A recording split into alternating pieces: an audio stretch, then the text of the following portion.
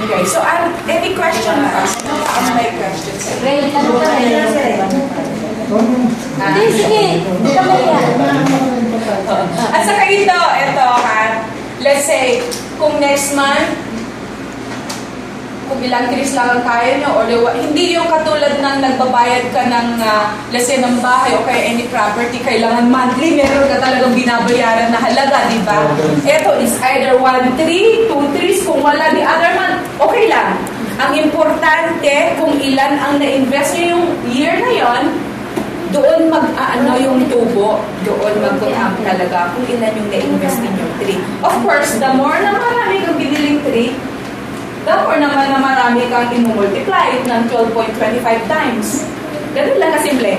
Always multiply it with 12.25 times. Yun ang magiging profit later. Paano pa procedure niya? Procedure. So ganun, pag bumili ako ng tree for you, magbibigay ako ng gift certificate para hawak-hawak ninyo yun. Okay. So, ayun! Okay. O, eto mismo, dito ako bibili. Eto yung betterglow.com. Okay? So ngayon, maglalagin ako ngayon kasi ako ambassador ako dito. Meron akong code. May sarili akong code. Kanya-kanya rin kayong code later on pag kayo ang bumili. May sarili kayong code number and password. So, ganyan din ang gagawin ko. So, ang egg code.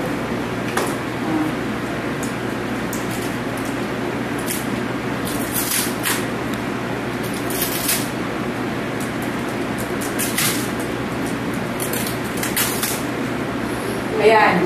Ganun yung ginawa ko. Meron akong sariling password at saka egg ko. Ayan. Dito ako mismo bibili ng tree. Pasok. Okay. So ngayon, ang gagawin ko, my trees gift. Ayan. Yun, gift. Nakalagay doon, gift. Okay.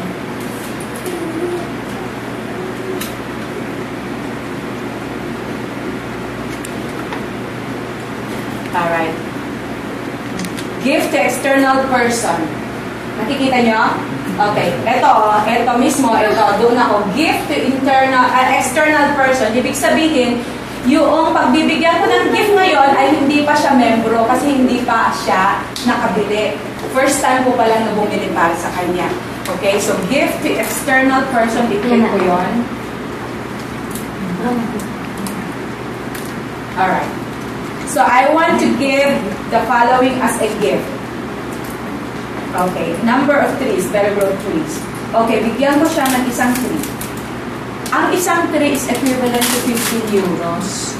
Okay, that's almost 1,000 pesos. I-convert ko na lang ng 1,000 para at least yun ang pinaka-ano niya.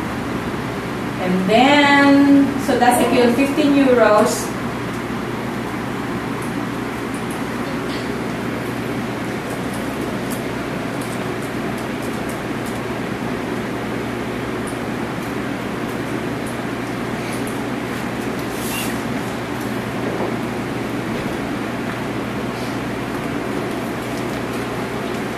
Okay.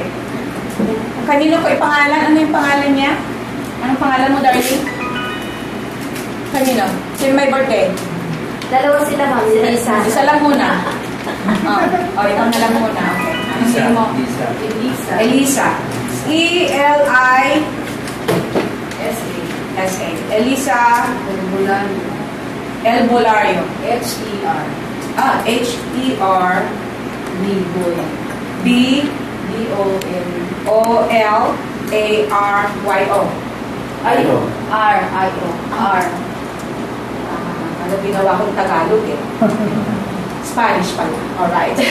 Tama? Herbolario. Okay. Last name lang mo pala natin. Last name. So, ito parang online.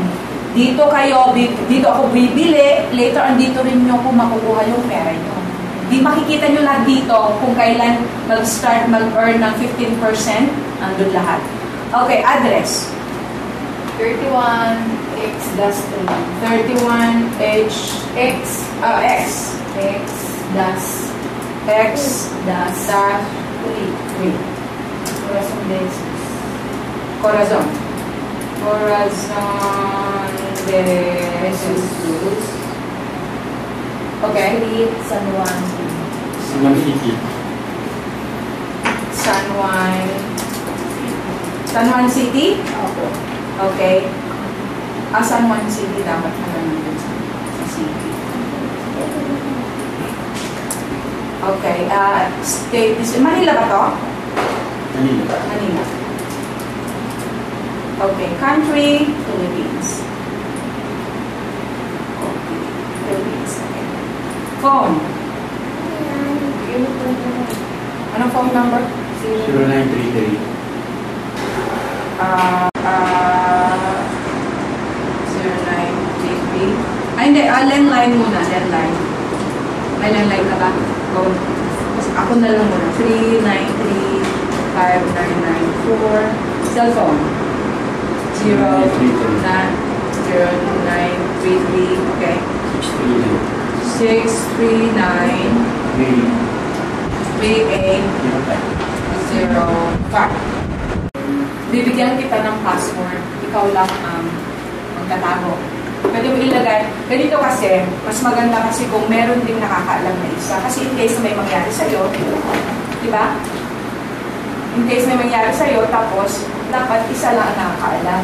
Huwag mo sabihin lahat. Kasi later on, kung naka-invest ka na ng marami, diba? Importante yun. You have to treat this as seryoso. Ngayon, hindi pa. Dahil wala ka pang nakukuhang interest, diba? Pero later, pag alam na nila na it's time na mag-harvest na, and then pag-aagawan na nila, so isa lang dapat ang nakakaalam kung anong password. Para hindi sabihin mo sa kanya, in case may mangyari sa akin, ikaw ang beneficiary. So later on, kahit kanino nakapangalan, it doesn't matter. Ipangalan lang sa'yo, dahil as of now, sa'yo ko ipapangalan. Pero later on, kung kanino may hawak yung password, siya ang nakakaalam kung paano pumasok dito sa website na to, and then siya lang ang pwede mag-transfer ng pera na yan sa kanyang bangko. Parang different paper sa bank. Exactly, bangko to. Parang bangko rin. Online banko. Wala talaga dapat pangalan. Exactly. So, it doesn't matter kung kanino nakapangalan. Kung sino may awak later ng password dahil siya mismo ang magta-transfer ng pera yan sa kanyang bank account. Ganun. Wala. Okay. So, English, ako magbibigay ng ano.